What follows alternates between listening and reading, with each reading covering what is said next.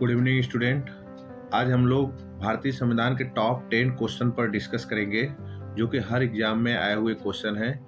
और मेरा ये पर्सनली अनुभव है क्योंकि भारतीय संविधान मेरा एक अच्छा सब्जेक्ट रहा है पीसीएस एग्जाम वगैरह में जब मैं दे रहा था।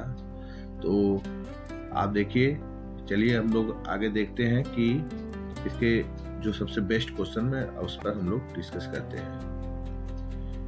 तो हमारा आज का पहला क्वेश्चन है कि भारतीय संविधान पूर्ण रूप से कब लागू हुआ है। देखिए, यहाँ पे दो तरह के क्वेश्चन आते हैं। एक होता है भारतीय संविधान कब लागू हुआ। जब कब लागू हुआ होता तब उसका आंसर होता 26 नवंबर 1949। ओके, लेकिन यहाँ पे दिया हुआ है कि पूर्ण रूप से कब लागू हुआ है। ठीक है, पूर्ण रूप से, ये जो शब्द है इसका ध्यान रखिएगा। पूर्ण रूप से कब लागू हुआ है तो इसका जो आंसर होगा वो होगा 26 जनवरी 1950 को। ओके, तो हमारा की पॉइंट देखते हैं। इसमें क्या है कि भारत का संविधान 26 जनवरी को लागू हुआ, जिसको हम लोग गणतंत्र दिवस के रूप में मनाते हैं। इस दिन भारत पूर्ण रूप से गणराज्य बना। ठीक है, और भारत का राष्ट्रीय गणतंत्र दिवस इसी तिथि को मनाया जाता है, जैसे हम लोग 26 जनवरी मनाते हैं। ओके, चलिए नेक्स्ट क्वेश्चन हम लोग देखते हैं। नेक्स्ट क्वेश्चन है कि भारतीय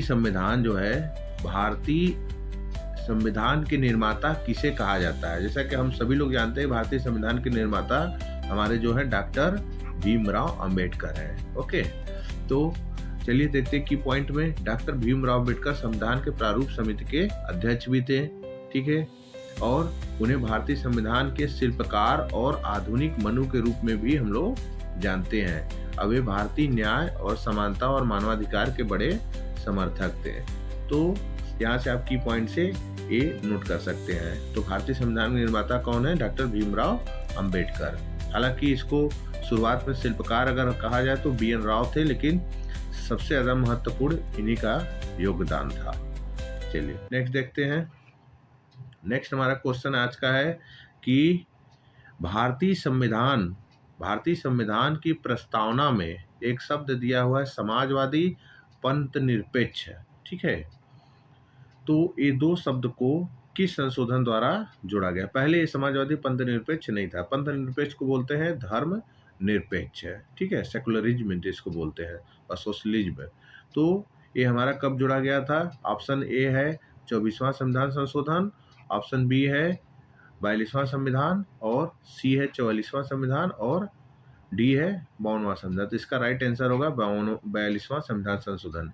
ये कब हुआ था? 1976 में हुआ था, और इसमें 3 शब्द जोड़े गए थे, समाजवादी पंथ निरपेक्ष और अखंडता। ठीक है, यहाँ एक शब्द आप जानते हैं, राष्ट्र की अखंडता। इसमें एक है एकता शब्द पहले था। ओके, एकता सा शब्द, लेकिन और उसके साथ साथ अखंडता, राष्ट्र की एकता एवं अखंडता सुनिश्चित करने वाली बंधुता बढ़ाने के लिए, इस तरह से आपके प्रस्तावना है। ठीक है, प्रियम्बल में। तो एकता शब्द को पहले ही था जब ये संविधान प्रस्तावना बना था, इसमें अखंडता शब्द को जोड़ दिया गया। तो समाजवादी पंथ निरपेक्ष अखंडता शब्द 3 शब्द को यहाँ पे 42वां संविधान संशोधन 1976 के द्वारा यह जोड़ा गया था। और ये 42वां संविधान संशोधन को हम लोग मिनी संविधान, क्योंकि इसमें बहुत सारे संशोधन किए गए थे। ठीक है, तो इसको आप लोग याद रखिएगा। 42वां संविधान संशोधन को विशेष रूप से आप पढ़ लीजिएगा। चलिए नेक्स्ट क्वेश्चन हम लोग देखते हैं। नेक्स्ट क्वेश्चन है आज का कि भारतीय संविधान का कौन सा भाग मौलिक अधिकारों से संबंधित? मौलिक अधिकार संविधान में बहुत इंपॉर्टेंट है, जो कि ये भाग 3 के अंतर्गत आता है। ओके, तो ऑप्शन आपका भाग 2 है, भाग 4 है, भाग 5 है, और भाग 3 है। भाग 2 में आपका नागरिकता आता है, भाग 4 में आप नीति निर्देशक तत्व तो जानते ही हैं, और भाग 5 में जो है उस ये संघ से रिलेटेड है। तो चलिए हम लोग देखते हैं कि की पॉइंट में कि मौलिक अधिकार का वर्णन अनुच्छेद आर्टिकल 12 से 35 के बीच में कहा गया है, और ये भारतीय नागरिकों के बुनियादी अधिकारों की और स्वतंत्रता की रक्षा करता है। ओके, और ये न्यायालय द्वारा लागू भी किया जाता है।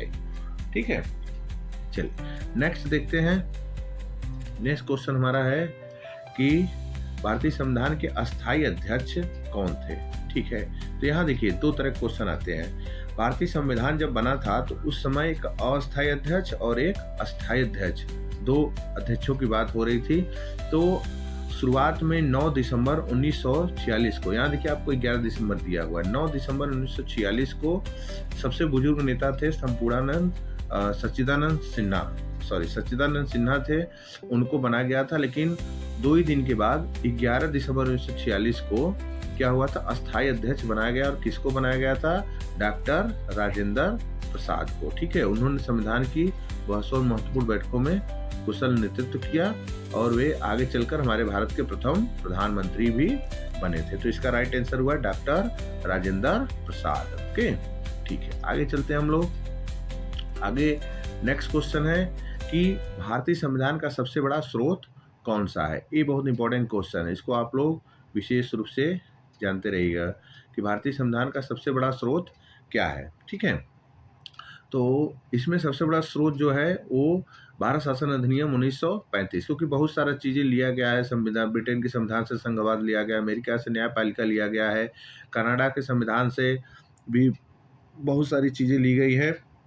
लेकिन सबसे ज़्यादा लगभग, जैसे आपको की पॉइंट में दिया भी है कि वर्तमान संविधान में लगभग 60% से अधिक प्रशासनिक ढांचे हम भारतीय शासन अधिनियम इंडियन इंस्टीट्यूशनल एक्ट में, ये कॉन्स्टिट्यूशनल एक्ट 1935 में हमारा लिया गया है।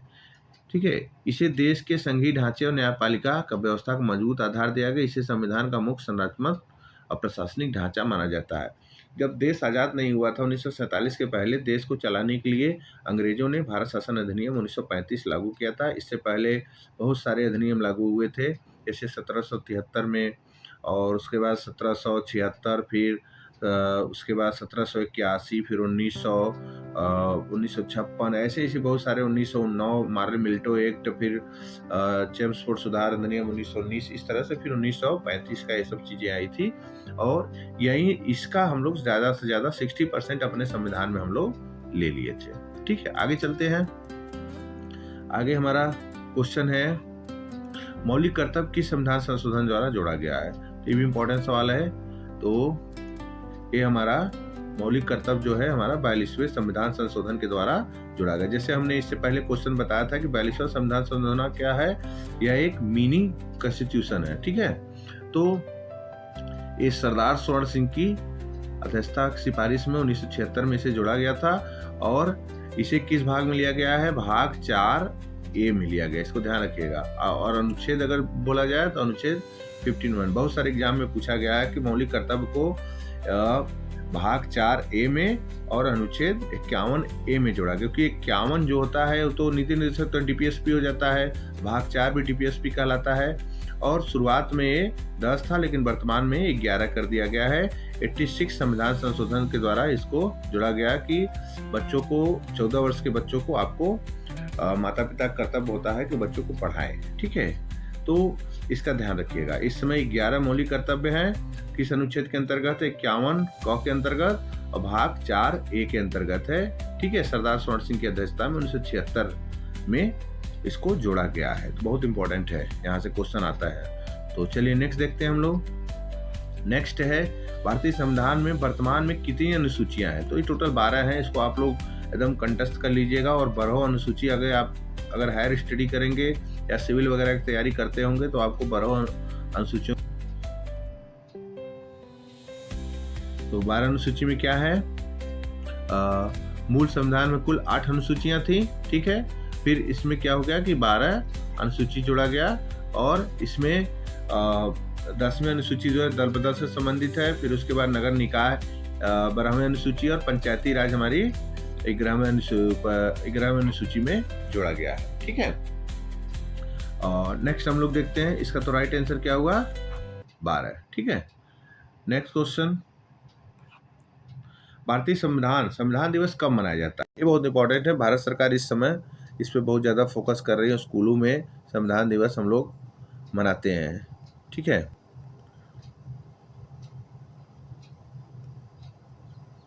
तो संविधान दिवस हम लोग कब मनाते हैं? 26 नवंबर। कब मनाते हैं? 26 नवंबर को हम लोग संविधान दिवस मनाते हैं।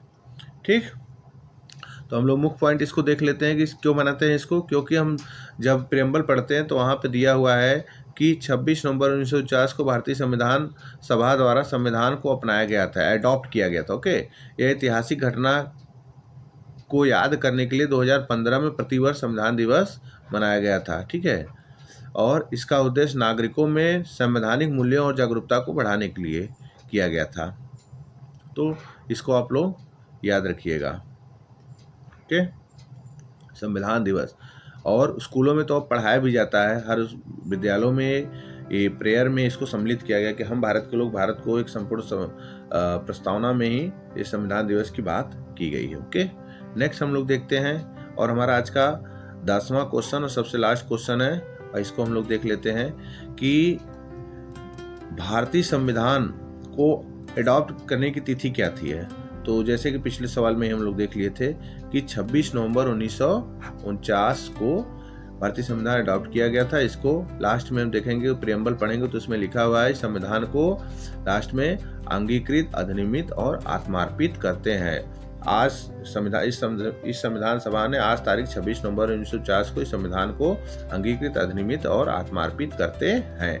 इस तरह से लिखा गया है उसमें। इस तिथि को प्रस्तावना में विशेष रूप से अंकित किया गया है, और संविधान निर्माण की प्रक्रिया 2 वर्ष 11 माह 18 दिन, इसको भी आप लोग याद रखिएगा। ठीक है, तो इस तरह से टॉप 10 क्वेश्चन ये है, और यहाँ से क्वेश्चन 100% आते हैं। अगर आप इतना भी जान लिए तो जान लीजिए कि आप संविधान के लगभग 60 से 70% क्वेश्चन आप कर जाएंगे, क्योंकि छोटे एग्जामों में तो पक्का होता है, क्योंकि यूपी पुलिस, एसएससी, रेलवे वगैरह में तो यहीं से क्वेश्चन आपके बन जाते हैं। तो ठीक है, अगर आपको पसंद आया है वीडियो तो इसको लाइक और शेयर करिए, और चैनल को हमारे सब्सक्राइब कर लीजिएगा, क्योंकि ऐसे ही महत्वपूर्ण क्वेश्चन हमारे आपको मैं लाता रहूँगा। ठीक है।